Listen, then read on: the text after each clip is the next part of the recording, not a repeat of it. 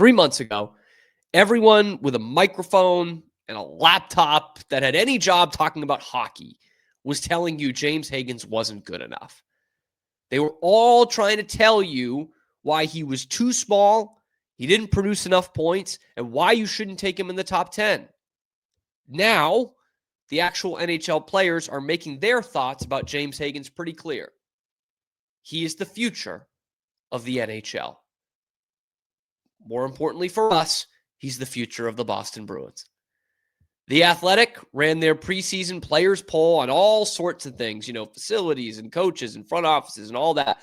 But one of them is about who is the future face of the league, not a face of your franchise, a face of the league. And when you pull this up, it's going to be pretty shocking because there, in the top 5, James Hagens sitting right there. That's a guy who the NHL players think is going to take over this league. It's the Athletics poll, but shout out to Jimmy Hockey for putting the graphic up and allowing us to use that. That's fantastic. Right there, James Hagens. Right there with 3 guys whom teams deliberately made their fans absolutely miserable for an entire season. And one in Gavin McKenna, whom several teams will try to suck for this year. Like, that's nuts. We're talking about guys who were seen as generational talents that James Hagens is right there with. McKenna obviously fits that bill. Connor Bedard fit that bill. Now Macklin Celebrini are the ones that everyone's talking about, right? So there weren't that many votes going on. But James Hagens is really highly thought of when it comes to guys who could be the future of this game. He got several top 5 votes as well, by the way. 3 guys whom generational is the word that's thrown around, and then there's Hagens. He's also ahead of some of the brightest young players in the league right now. Matvei Michkov just had a 60-plus point season as a rookie. And Jack Hughes, who's basically nailed on to play for the most talented USA hockey team ever at next year's Olympics. And he has shown some stuff already in the NHL. Don't know if you've noticed. But James Hagens is right there. That's a guy who they think alongside or even better than. Okay? That's a great thing for Bruins fans to be hearing right now. Like if you were following along with this show back in the spring, you'll know that I think of James Hagens very much in this kind of discussion. Like, that's the way I'm thinking about him. Like, I thought the narrative around Hagens leading up to the draft was just blown way out of proportion. Way out of proportion. And even the day of the draft, I thought there was no chance he was going to fall to the Bruins at 7. And when he was there, I was literally jumping on my couch that he was there. But this narrative, I don't know where it came from. The kid, he didn't have a major injury. He doesn't have off-the-ice issues. He didn't even put up bad numbers. But suddenly teams were out. They were out on James Hagens. He was the number 1 prospect in the draft leading up to the season. But at the end of the season, he was suddenly too small. No, can't draft him. We're going to take a reach on a kid like a Brady Martin over him. Didn't get it, man. Did not get it. The number 1, by the way, the number 1 pick in the draft this year played like 15 games. He had a broken collarbone. And the concern is that a newly minted 18-year-old James Hagens is too small. He was hailed as the best American prospect since Austin Matthews, but he only got a point a game playing as a 17 and an 18-year-old in Hockey East. I'm trying, man. I'm really trying. But I don't get it. And so he didn't have a Macklin Celebrini freshman season in college hockey. Celebrini was, of course, a 17-year-old and put up gross numbers. And because James Hagens didn't do that, he can't be thought of as the next guy. He can't be thought of because he didn't put up 65 points and win the Hobey Baker. Like, top 5 in this list ain't nothing. I mean, shit, he's only 2 spots behind Connor Bedard. Connor Bedard, man. This guy was supposed to be a savior of an original six franchise, which, by the way, he still will be. I think the people are going overboard about the Bedard thing from last year. But what does shock me again is seeing whom they put James Hagens ahead of. Like, we're talking about, you have a guy there who's coming off an excellent rookie season in Michkov, a 21-year-old defenseman who already has 75 NHL points, the Calder Trophy winner from last year, and, oh yeah, a guy who already has a 99-point season under his belt and who has scored 350 NHL points before his 24th birthday in Jack Hughes. That's incredible, man. That's incredible, especially when you consider the fact that Hughes is the guy that Hagens gets compared to the most. That some fans or some players are thinking, yeah, actually, I'd probably roll with Hagens as the next future of the league. Wow. And I get the divisiveness, the dissent around Jack Hughes. I get it. He was a guy who there's still questions as to whether his game holds up in the playoffs when it's more physical and there's not as much space. He didn't look great in the Four Nations. I thought he was one of the big disappointments of the Four Nations, playing for Team USA. But if I told you the Bruins were going to get a center who could put up 354 points before he's 24, would you take that? I think I'd take that. I'd take that in a hot minute. And the other thing, too, about our pal Jimmy Hagens is he has a humongous advantage over Jack Hughes, over Connor Bedard, over pretty much anybody else on this list. He gets this great privilege of being able to play alongside one of the top 5 forwards in the NHL right away. None of these other guys have the benefit of playing alongside a David Pastrnak. In fact, the only one who's really close on that list is Lane Hudson. He's playing alongside some really good young talent in Montreal, but he's a defenseman. You know, a good offensive defenseman, don't get me wrong, but it's not like he's creating for Cole Caulfield necessarily. Like Connor Bedard has Ryan Donato. Michkov has Sean Couturier. Hughes has Jesper Bratt. Good player, but not David Pastrnak good. Not at all, actually. And probably benefits quite a lot from playing alongside Jack Hughes. No disrespect on Jesper Bratt, but we're talking about a top 5 forward in the league in Pastrnak. A guy who I thought probably could have won the MVP last year because of the value he brought.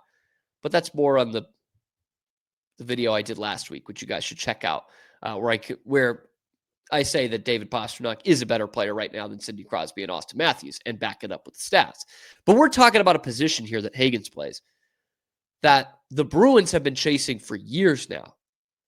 Like, if he lives up to the hype, he fixes so many of the offensive problems the Bruins have right now. So many. And it's going to take some time, obviously. It's going to take some time for him to adjust to all of it, right? The physical grind, the travel, the defensive responsibility, things like that. But he brings a boost of creativity right away that the Bruins just have not had in, I say a while, really a couple years ago when they had Krejci and Bergeron. But even then, those guys were aging. Like, you knew you were hoping that last year especially to get a good half season out of both of them, right? But for some reason, back to Hagens, for some reason it was so easy for analysts and some teams, some GMs, to forget that he started this last season as a 17-year-old playing against 23-year-olds in the deepest and toughest conference in college hockey. And yeah, he was also probably deferring a little bit because both of his line mates ended the year in the National Hockey League. Okay? He had some talent around him. So, yeah, sorry he didn't score 30 goals in 37 games. You know, that wasn't going to happen realistically. But you watch. This year is going to be fascinating. There's probably going to be a little adjustment period with some new line mates. He's got 5 Bruins prospects as teammates on this Boston College team. But you watch. This year, as the hockey season goes along, you're going to see the hype build and build and build.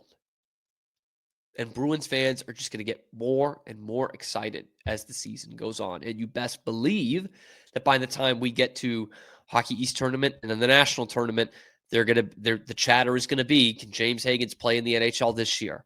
Can he get called up for the Bruins after BC's season is over? Hopefully before the Frozen Four. That's 2 extra weeks you get. I think you'll get a real bargain out of that at number 7. This kid, again, was supposed to be number 1. That's huge.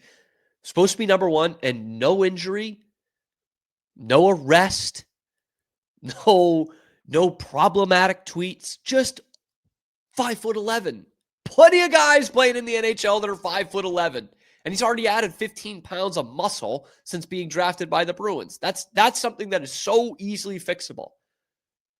You know, it's so easily fixable to get this kid to better physical numbers. Again, there's going to be an adjustment. Absolutely. There always is. You know, he goes from playing 37 games to playing 82. And he's going from having his furthest travel be Orono, Maine to being Vancouver. You know, that's different. I get it. And what I do like about this too is when he comes into the league, he's going to have a ton of eyes on him, sure. You know, he's the highest draft pick in 15 years for one of the league's most important franchises. But on the flip side of that, he's not Connor Bedard in that sense. He's not Gavin McKenna. You know, he's not a number 1 pick that goes to a huge hockey market. He's a number 7 pick that goes to a huge hockey market. And again, teams getting this kind of a talent in the first round of the draft, those guys don't typically get sandwiched between a 30-goal scorer like Morgan Geekie and a 100-point scorer, a guy who just scored 60 goals a few years ago in David Pastrnak. That doesn't happen. And obviously, he's probably not going to start his career on the first line right away. That could happen in San Jose because you're San Jose. It's probably not going to happen with the Bruins. But he will get some playing time with those guys. Sure, you know, if your first line center gets hurt, why not throw Hagens into that mix, right? Like, let's say it's still Elias Lindholm and he gets hurt, he's out for a couple of weeks. Why not slot Hagens up there? He's probably going to be on a power play unit with them. He's going to be the most creative center they have as soon as he steps onto the ice, unless they go get Jack Eichel this offseason. He's going to be playing power play minutes with them. This kid, man, he is the next hope for the Boston Bruins. No doubt about it. Make no mistake about it. If he can get anywhere near what the NHL players already think of him, we are in for some kind of treat, man.